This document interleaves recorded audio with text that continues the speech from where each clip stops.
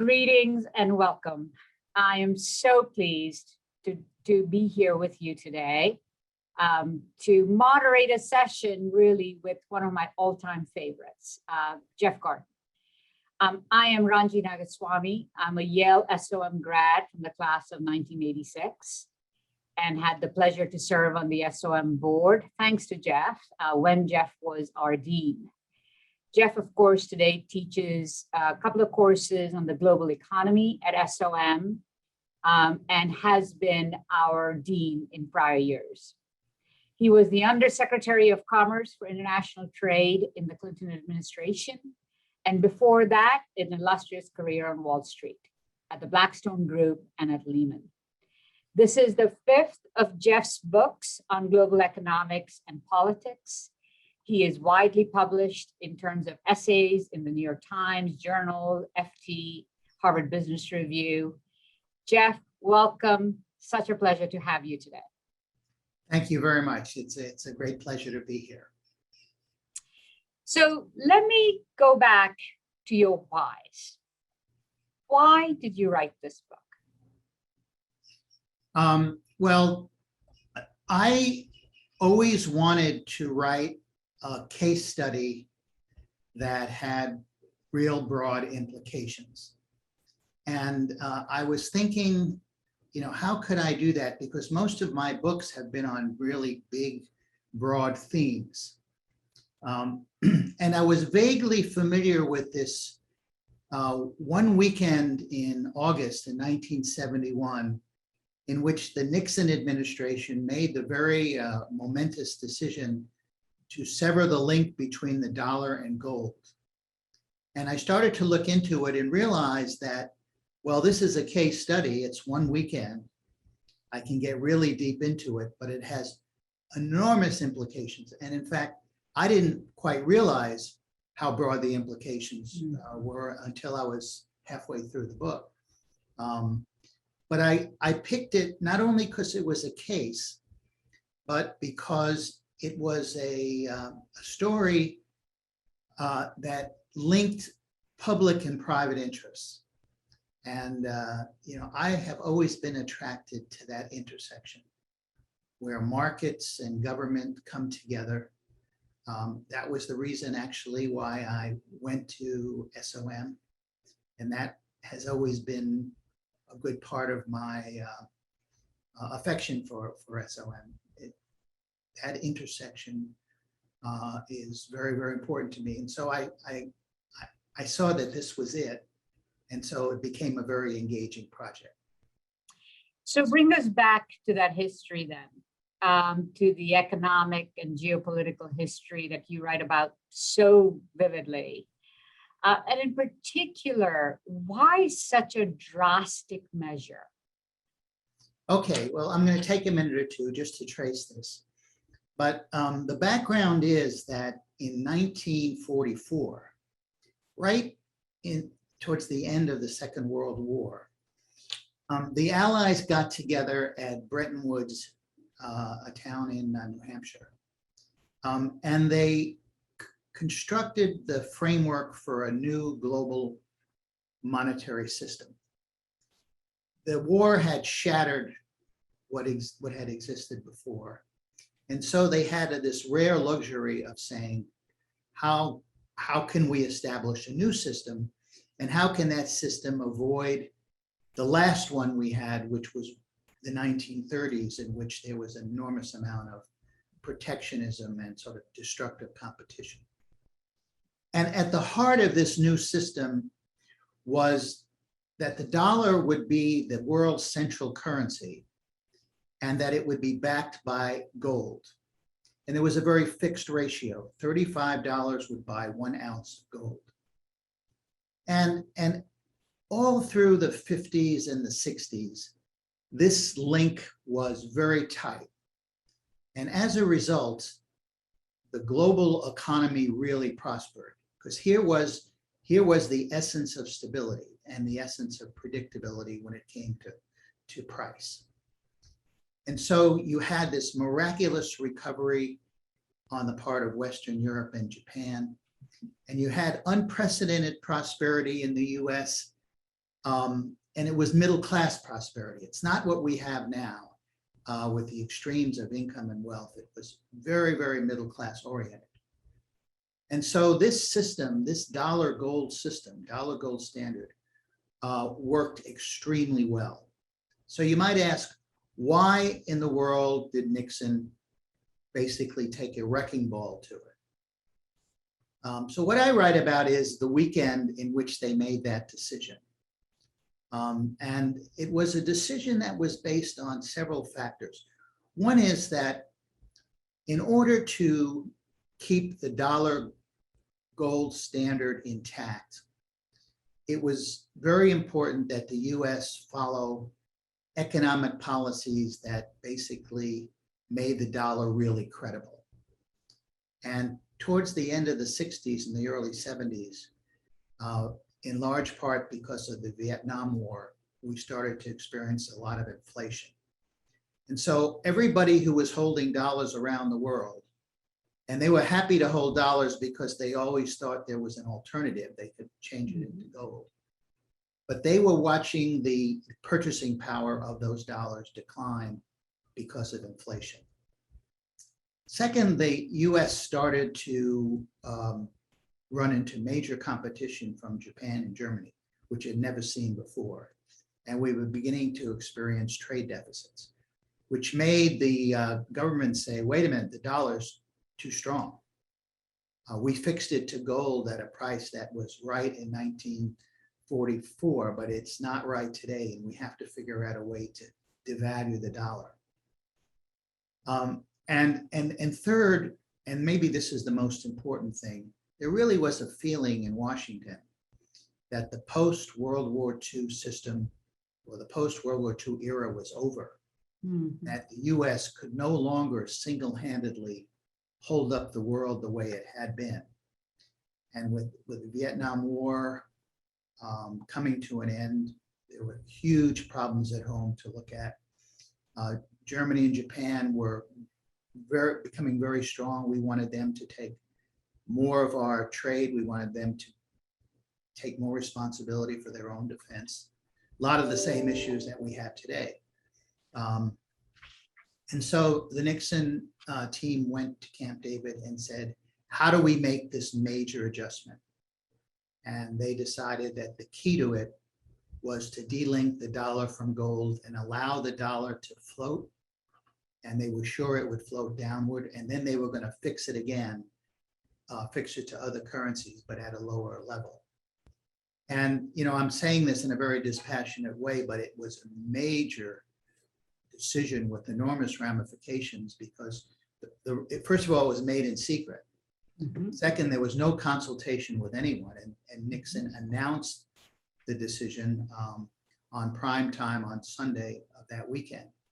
So the world economy experienced a total shock, and all of our alliances were upended because while trade may not have meant so much to us, for Europe and Japan, that was the whole ballgame. And we were basically taking, we were basically saying the trading system that you have known, the currency system that you have known is no more. And we said to them, let's negotiate something different. But we're telling you two things. The dollar is going to have to be devalued and it's not going to be backed by gold. So it was a really, really big deal. Lots of echoes of recent sentiment we have heard from Washington. But before I go to that, a big part of the book is spent on the leaders, the characters, the personalities who are in the room. Right. Tell us a little bit about, I don't know if calling them a team of rivals is appropriate. They certainly had a lot of rivalries. They certainly had ideological differences, but they agreed on a few big things. So why devote so much time to the actual characters, and tell us about them? Well, what I wanted to do is to bring the readers into the room where the decision was made.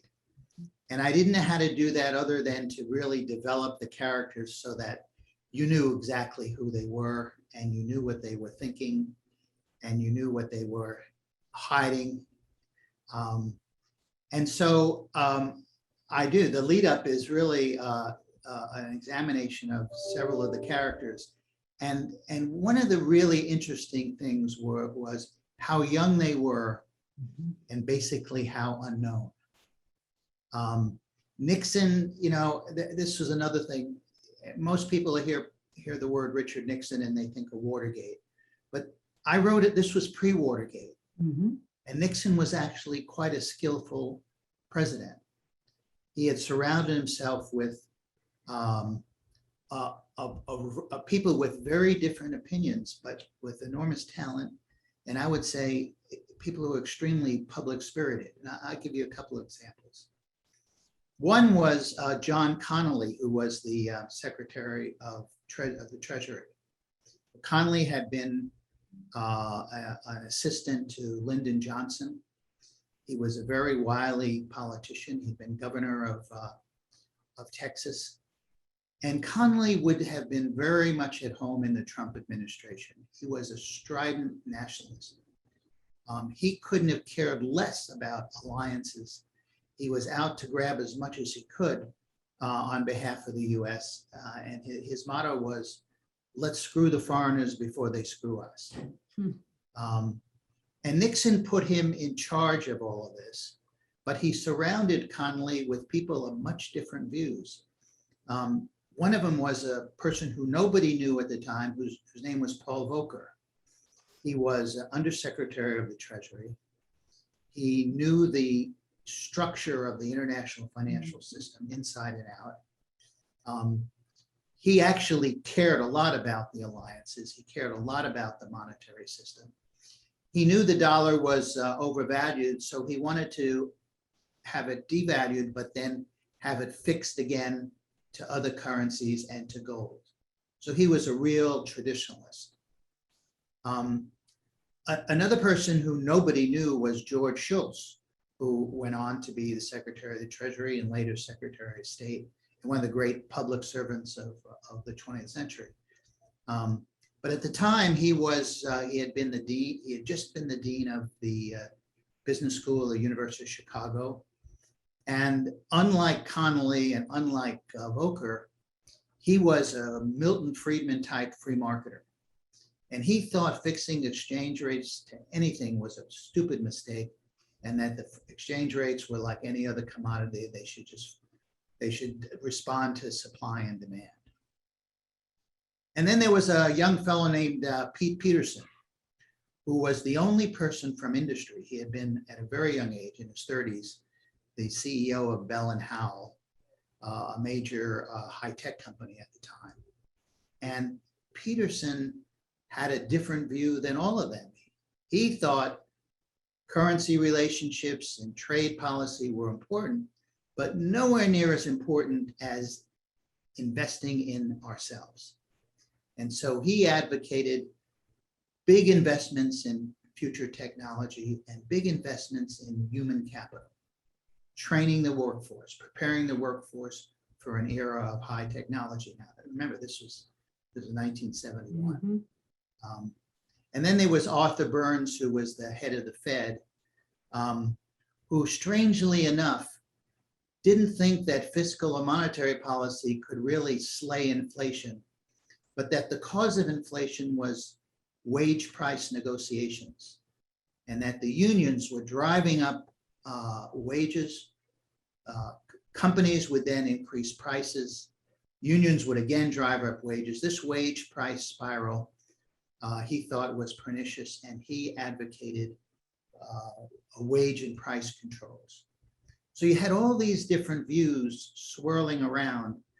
And what was interesting about the weekend is how Nixon basically listened to all the views, but forged a united view, and everybody stuck to it. So a couple more questions about the people in the room, because there's another monumental figure from that time, Henry Kissinger. Right. Who was not in the room. He was not in the room. He was in another secret negotiation with the North Vietnamese trying to end the war.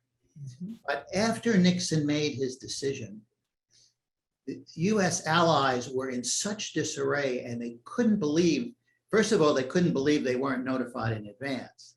And secondly, part of this decision, which I haven't said anything about, was the US wanted to create a negotiation in order to devalue the dollar and also to revalue the German mark and the Japanese yen. And Washington was afraid that these other countries would drag their feet because they really liked the old system.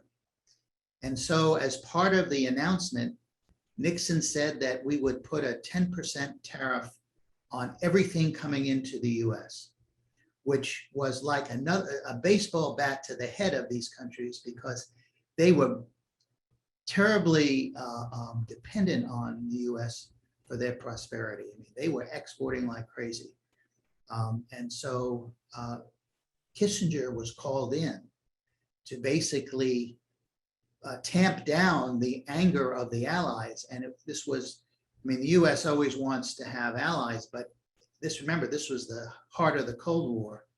And having disarray in the West and Japan when we were confronting the Soviet Union and just beginning to open, negotiate with the Chinese to open their country to the world, it was a very serious thing. So a good part of the book is what happened after the decision. And you're right, Henry Kissinger plays a major role.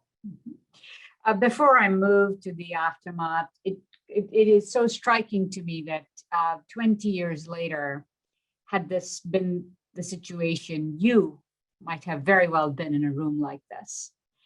And so when you reflect back with your experiences and certainly your time in government and in rooms like this, who emerges as your favorite? Who do you say history has not treated in the right way? How do you look back at the characters? Well, that's a real tough one. I mean, what I found myself, because I had a lot of government experience, and I was also able to interview a lot of these people.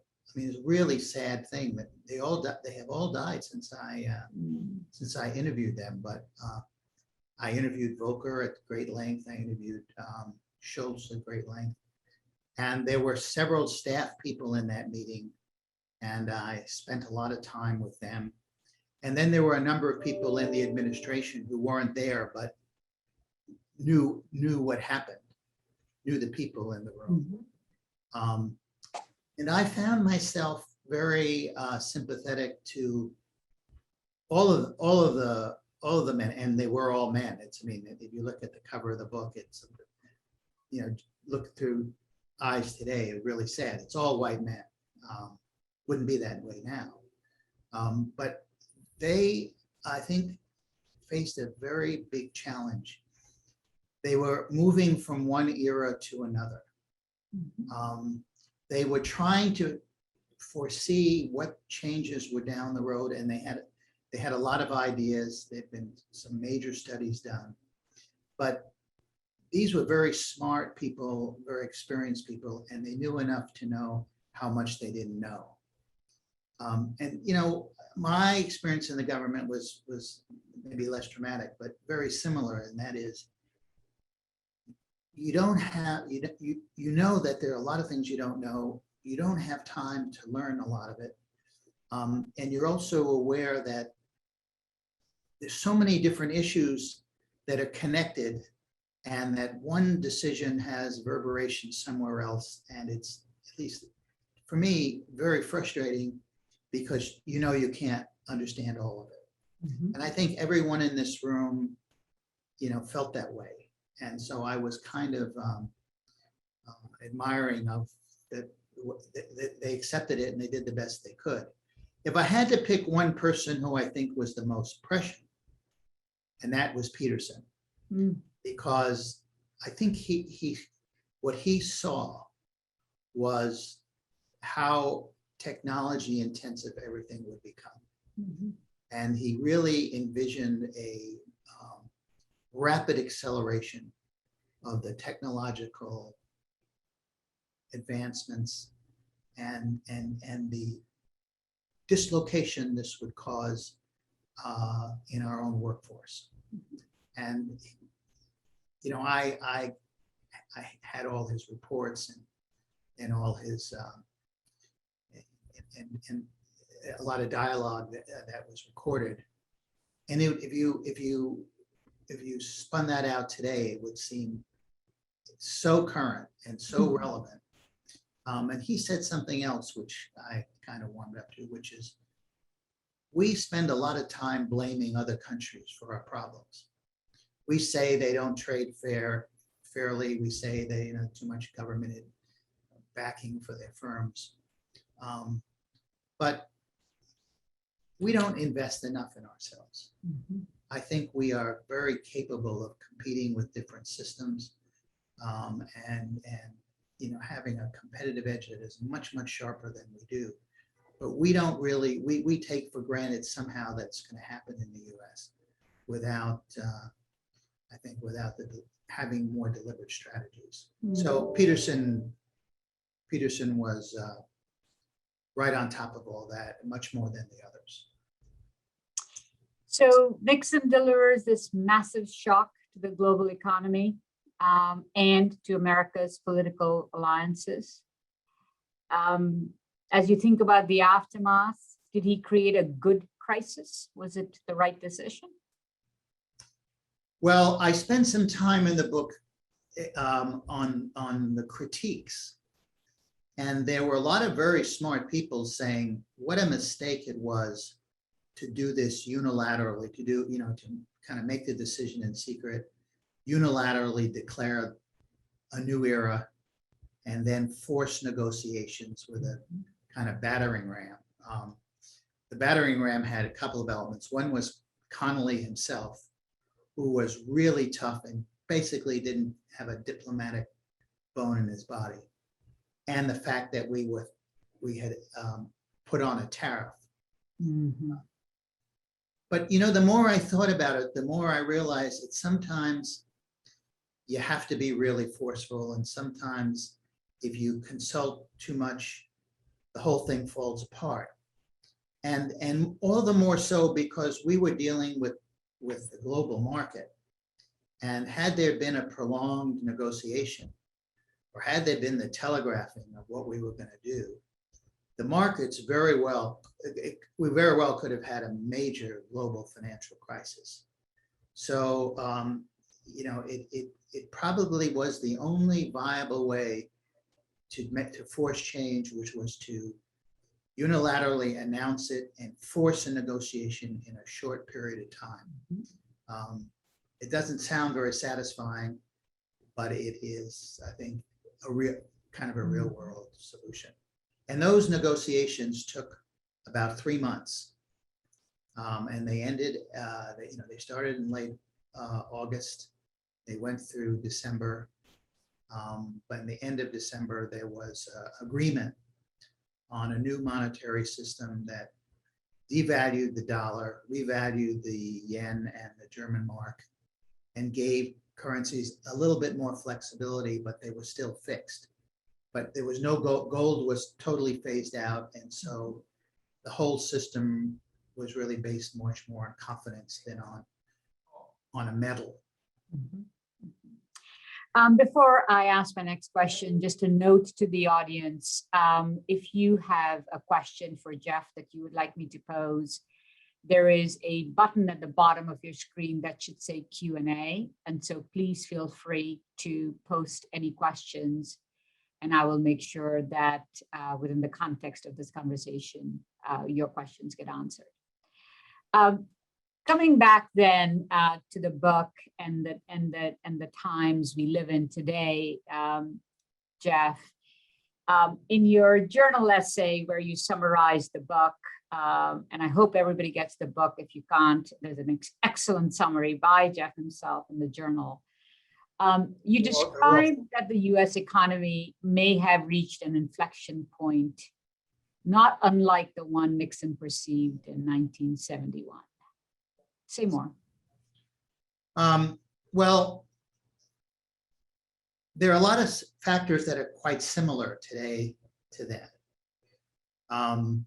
You know, then we had we were just ending a war. And the whole sentiment of the country was really, let's focus on our domestic problems. And what were those problems? We had big urban problems. We had racial strife. We had too much poverty. We had inadequate health. We had growing trade deficits, and we had inflation. Now, just to recite those in 1971, you can see at least the echoes today, if not some real parallels. Second, what Nixon recognized was that there is a limit to how much the US can shoulder, and that other countries really needed to step up in terms of managing the global economy. And I think that's where we are again today. It's more complicated today because there are more countries that really count, and much more complicated because of China. We had, then our rivals were Japan and Germany, but they were allies. China represents something totally different from anything we have, I think, ever confronted. We need cooperation from China.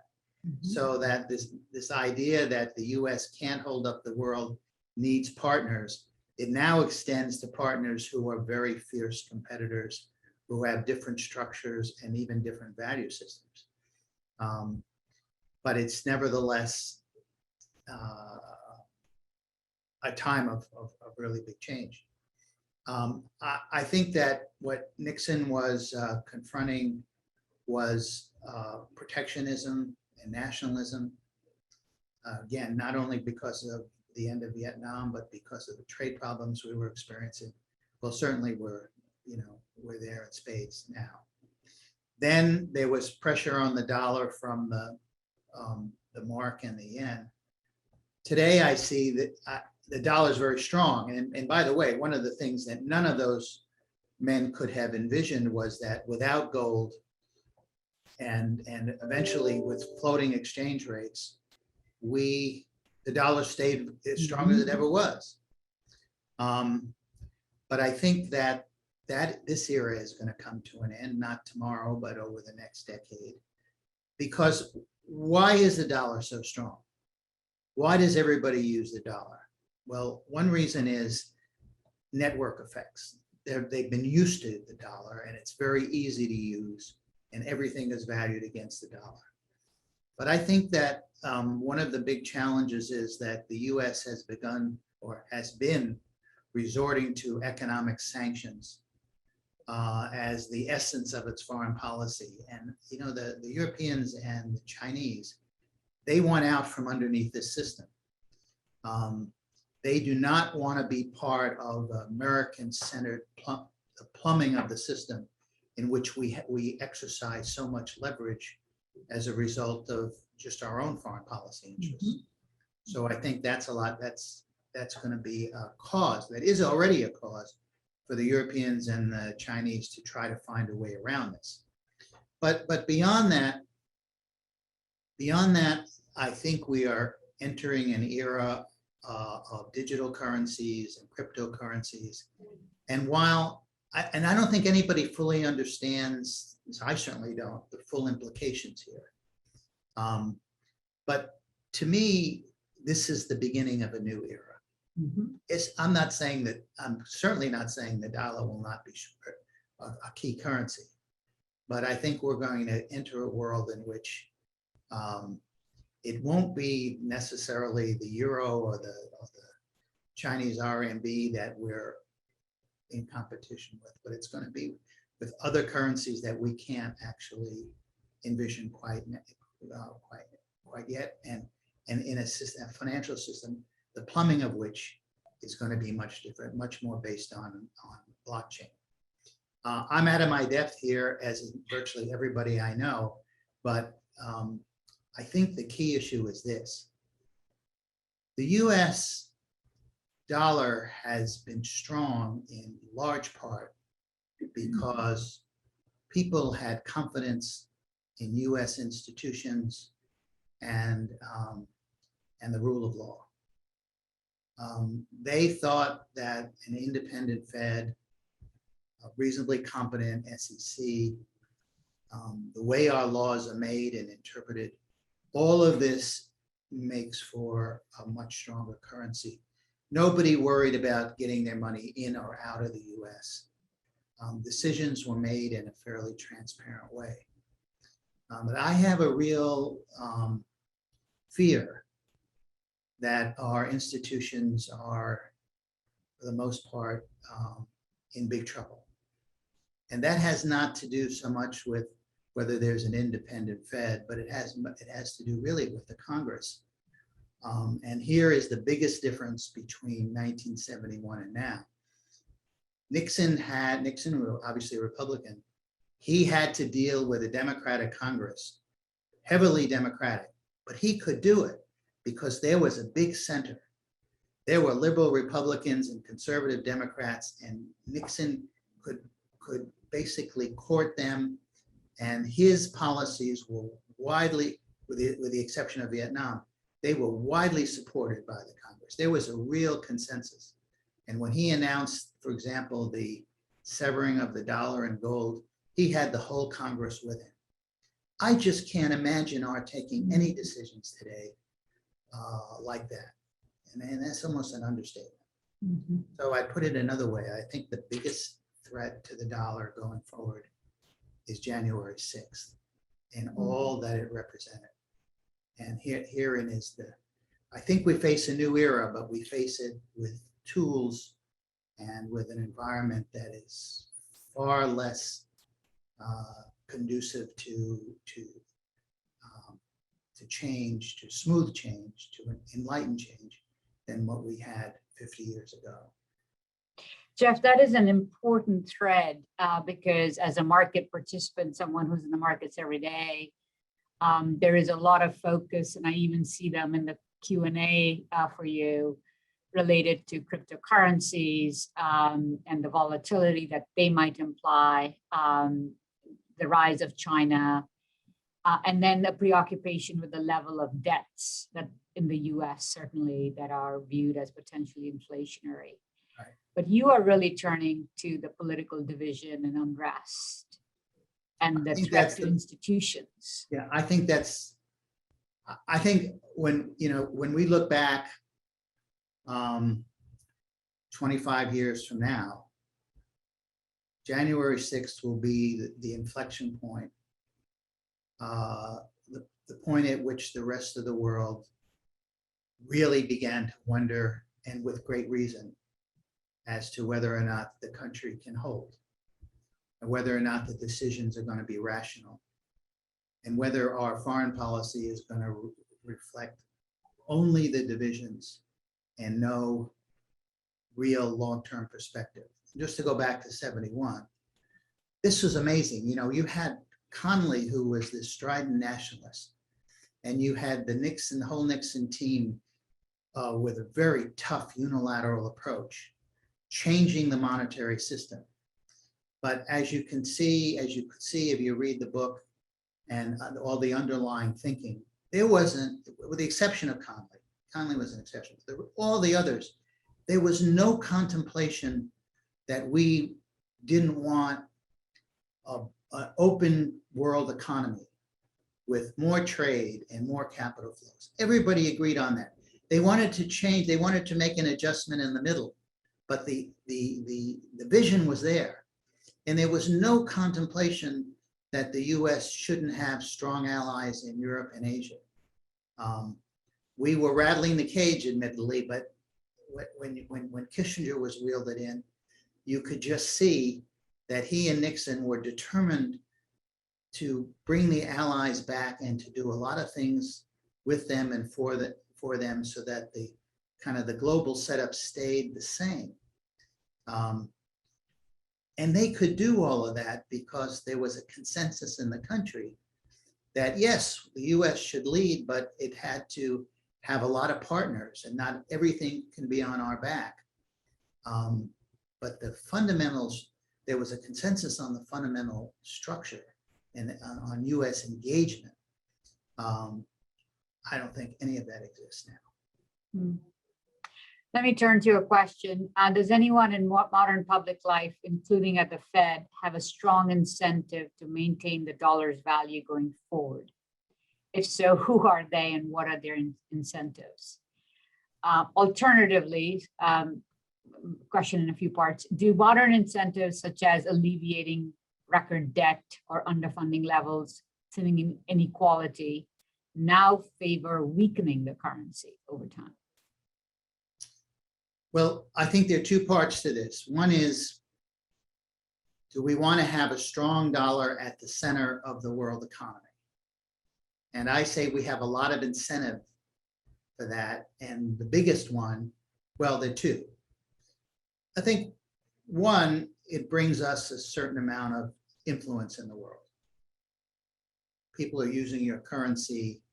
They are, the flip side of it is they have some confidence in the country. But much more tangibly, with the size of our debt, we need to be able to finance this as easily and as cheaply as possible. And since the world is still on a dollar standard, more or less, we can issue debt more cheaply and in greater amounts than any other country. In fact, the dollar's role in the global economy has given us a kind of free pass vis-a-vis. No other country can do what we do. The French used to say we had this exorbitant privilege, and they deeply resented it, deeply resented that we could finance our debts so easily. And I think they still resent it. So from kind of a selfish standpoint, and given our indebtedness, yes, we want a dollar at the center.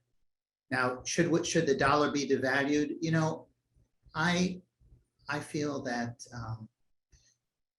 it will be what it is in in a global marketplace where we have floating exchange rates. And I think far more important in dealing with our inequalities, all of our problems at home, is the policy that we follow at home.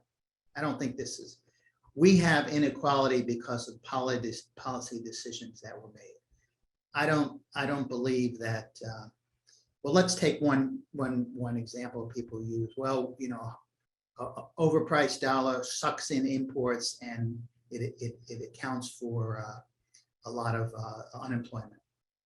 Well, I think this is a kind of a false argument because we didn't have the domestic policies in place to protect people, to retrain them, to invest in communities that were having problems.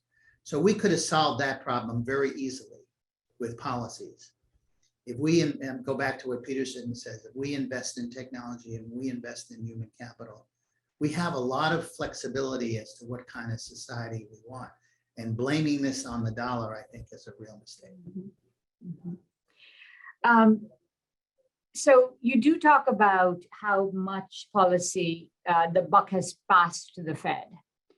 And in order for that strong dollar and the credibility, and certainly for the level of debts that we need to finance, we need low interest rates and credibility in the dollar. Talk a little bit about the Fed. Is it one of the institutions you see under siege? And do you think that they are managing this well? So since talking to you because I wrote this book, let me compare the Fed of 71 to today. In 1971, Nixon really strong-armed Arthur Burns into keeping interest rates low. Nixon was afraid that if Burns raised interest rates to cut inflation, to slow the economy and thereby cut inflation, if Burns did that, there would be a recession and Nixon wouldn't be reelected. And so he really leaned on the Fed. I have no doubt in my mind that Trump would have done the same thing, but he's gone, and I don't believe that President Biden would lean on the Fed at all. And I think that Powell is is quite independent. Mhm. But here is the similarity between 71 and now when it comes to inflation. In 71, I think people legitimately didn't know what to do. There was a big debate, should we slash the budget? Should we raise interest rates? The whole relationship between fiscal and monetary policy was subject to an enormous amount of contentious debate. And I think that today, I mean, look, I think Powell and people around him are very, very talented and experienced, and the people in the administration too. But I think we really genuinely don't know what to do about the inflation that is appearing. Some say it's transient. Some say it isn't. The Fed is saying when we see inflation, as soon as we understand that inflation is gathering force and it's not transient, we'll take measures. Well, I'm afraid that's too late because it takes a long time for the Fed medicine to ripple through the economy unless they just unless they do what Volcker did in the late 70s, early 80s and throw the country into a deep recession, which would be a great tragedy. Mm-hmm. So, dealing with inflation is one of the biggest issues of our time. And I think anyone who says this is exactly what we should do, when you're never quite sure what the root of inflation is, or there's several roots of them, I think that we need a lot of humility here. But if you ask me, do I think the Fed is well run? My answer is yes. I think that Powell is an excellent chairman, and that people around him like Lyle Brainerd, I think they're really terrific. Your thoughtful but rather dark comment about January 6th and the implications for US stability is provoking my classmate to ask you another question. Haven't US policy flip-flops on Paris Climate Agreement, Afghanistan, human rights, etc., been as responsible as January 6th for negative perceptions of the US by other governments? Well, maybe it's a metaphysical question because they've all done damage. But I think January 6th is kind of in a class by itself. If you looked at US policies since the Second World War, there are a lot of zigs and zags. There are a lot of flip-flops. I mean, I worked in the Carter administration, and human rights was a really big deal.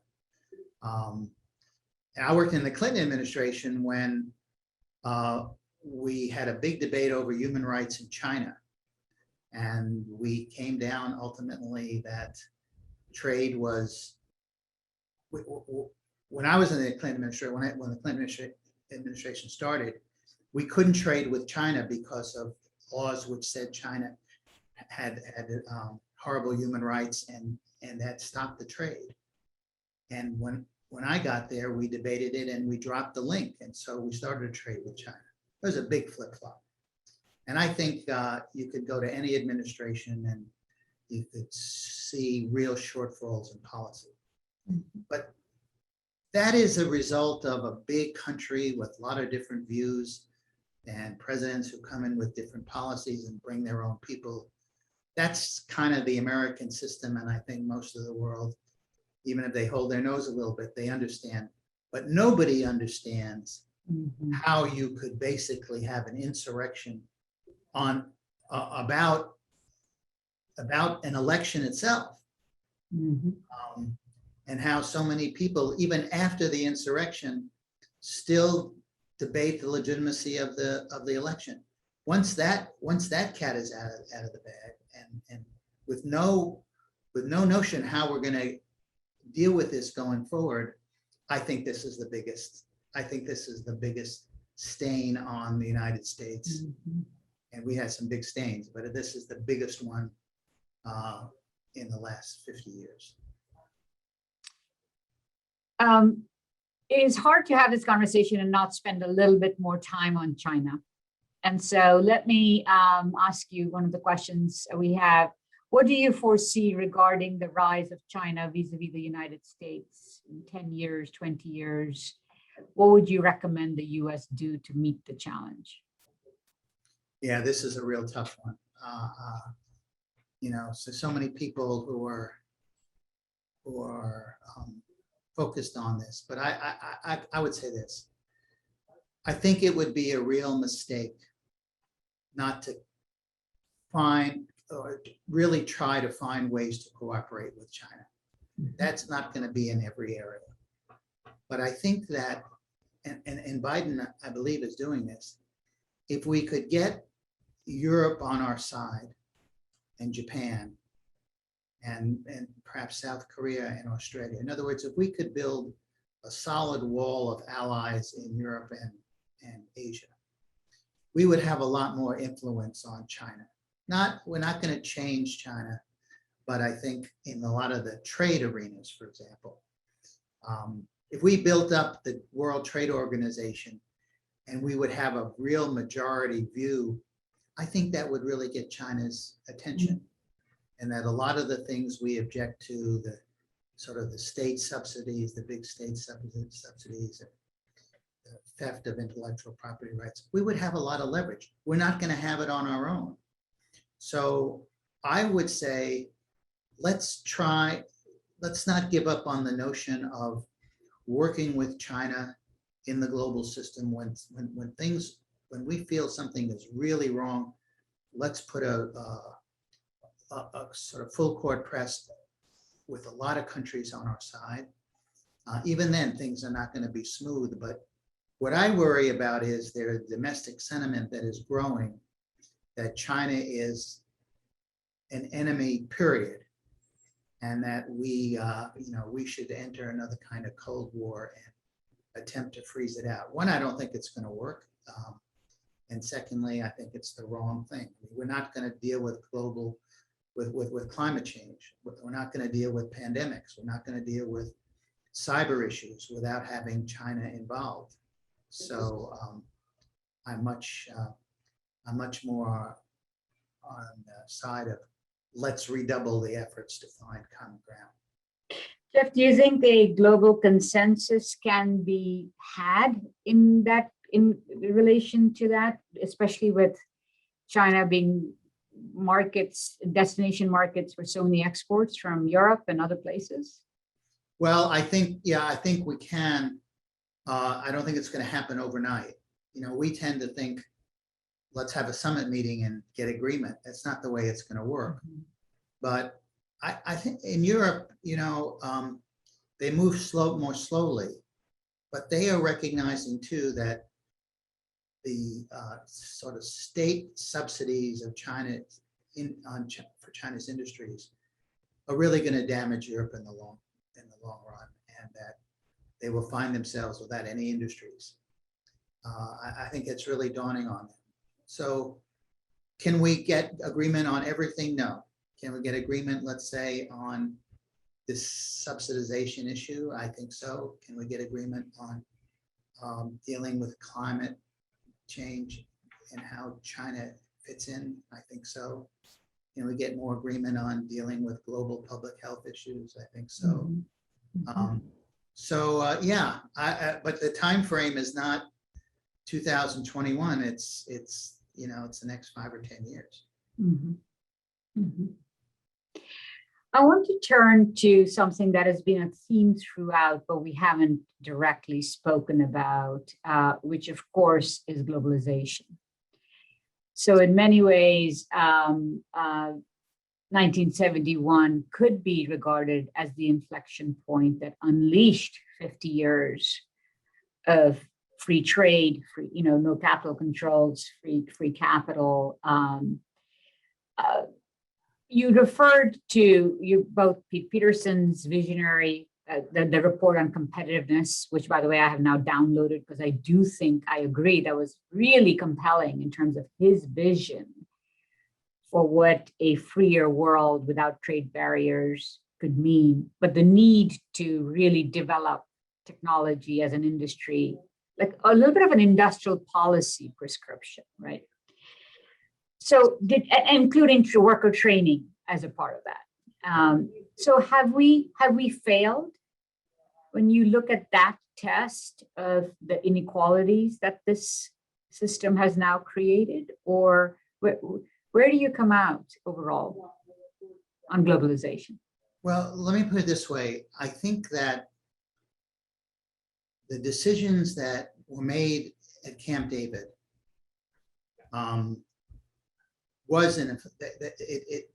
they constituted an inflection point in globalization, because they ultimately led to freely floating exchange rates, which allowed exchange rates to take a lot of the shock from changes in trade and capital flows. You didn't have to always adjust your domestic economy. You could let the exchange rate make the adjustment. And so I think it led to this era of globalization between, the beginning of the 1980s and today. We're very, very intense globalization. And I, for one, think that's a positive. What we failed to do is take the domestic policies that provided the safety net and the cushion, and that dealt with the inequalities that globalization brings. But I want to make one other point, and that is that those changes that took place also created what I would call excessive financialization. Mm-hmm. Here's the line of reasoning. When the dollar was fixed to gold and all other currencies were fixed to the dollar, there was very little speculation in the global economy. I mean, the currencies were fixed. You could speculate a little bit, maybe because you think somebody's going to have a forced devaluation or a forced revaluation, but that wasn't the essence of the financial system. But once exchange rates were totally liberated, a lot of risk appeared, because those rates would go up and down on a daily basis. And that was the genesis of financial engineering on Wall Street, because once you had that kind of risk, you were looking for hedging instruments. And once you had hedging instruments, you needed hedges on the hedges. And so you got derivatives and derivatives on derivatives. But ultimately, this led to a massive growth of the financial industry. And it led to a system in which making money on money was much more important than investing in the real economy. And we let that, I think, run away. It sucked up an enormous amount of talent, which could have been used much better elsewhere. So this decision at Camp David really had enormous implications on the good side, which I would say is globalization and the integration of the world economy, making the world smaller, more prosperous. But also on the other side, kind of pernicious casino that characterizes so much of our economy today. Mm-hmm. I share much of your lament. Gerald Epstein has written a book on financialization, which echoes similar sentiments. Do you think there is a will within the finance industry to deal with some of this, or do you think the answer, regrettably, is just more regulation? Well, I don't know. I don't know how you get this cat in the bag, because I certainly don't think the financial industry will reform itself. But I don't know whether regulation can do it, because the regulators tend to be behind financial innovation, and I mean, this is a real problem that we have. I don't know. I just don't know how we get it in proportion, if we ever do. But I would say that this is one of the things that the Nixon decisions led to, and that those guys around the table had known. It never, ever occurred to them that this would happen. Mm-hmm. It just wouldn't have been in their, consciousness to see that far ahead and to understand how the risk in the exchange rates would be transmitted to risks throughout the entire economy, and the need to deal with those risks, and the profitability of dealing with those risks. Jeff, you know that my answer to that earlier question is we need a generation of enlightened leaders who see it as their jobs to put back in place the role of finance as the engine that drives society, rather than the idea of money on money, money to create jobs and finance industry. But subject for another day. I can't help, though, go back to where you started, which is the theme in the book, especially as you describe the characters in the book, of a combination of service, public spirit, and market orientation.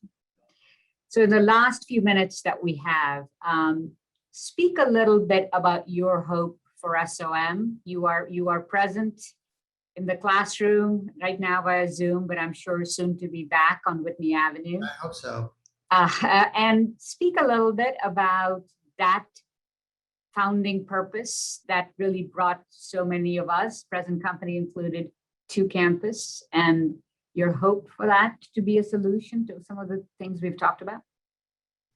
Well, you know, when I was in the Clinton administration, and I got a cold call from President Levin saying that the School of Management was looking for a new dean, and that they had identified me as a promising candidate because I had had both the government and business experience, and also I had written one book, so I had little academic credibility. I had a PhD, and I had no interest. I had absolutely no interest, but he convinced me to come up and talk to him, and he described the mission of the school. And then he said, "I'd like to introduce you to Bill Donaldson," who I had heard of but never met. And as a result of that discussion, I said, I'm not thinking about this as an academic school. This is a much bigger mission. And I was really, really taken by it. You know, in a way I had lived that experience, but I never saw it from outside looking in. And I was, I've been associated with the school almost 25 years, and there's never really a time when I'm not really proud of that association, because I think that the students that I've met, the nature of the discussions, the passion, and I think that original mission, including the nonprofit sector, was really quite enlightened and couldn't be more relevant.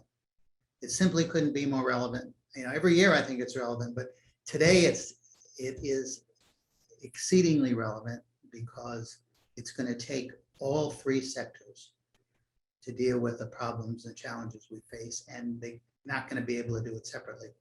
There has to be some overlap. And so I'd like to think that the mission of the school and the students it's producing are, I think the term, they fit for purpose.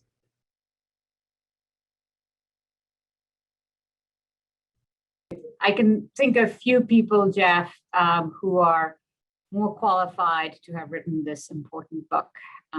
So I hope for our audience today that you got a sense of the exhaustive research and your vivid narration style, Jeff, that really made for me 3 days at Camp David such compelling reading.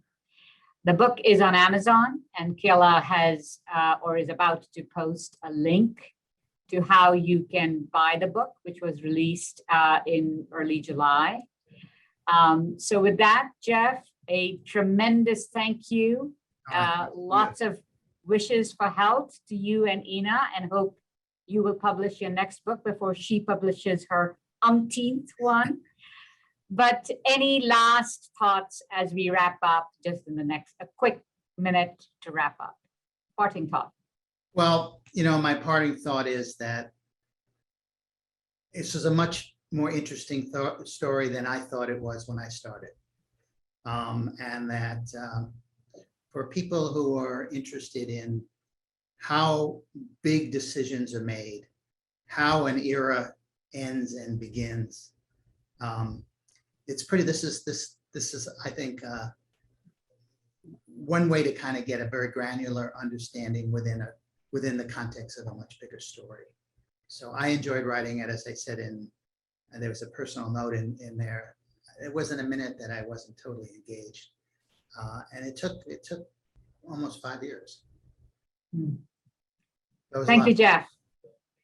Thank you. Such a pleasure. Be well.